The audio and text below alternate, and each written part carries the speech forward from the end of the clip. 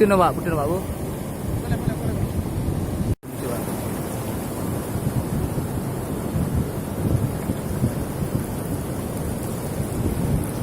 Dan kita akan duduk untuk mereka jelaskan apa metode yang selama ini dilaksanakan sehingga terjadi hal seperti ini. Tentunya mungkin masalah estetika yang pertama, kondisi pantai menjadi jorok, jadi kotor.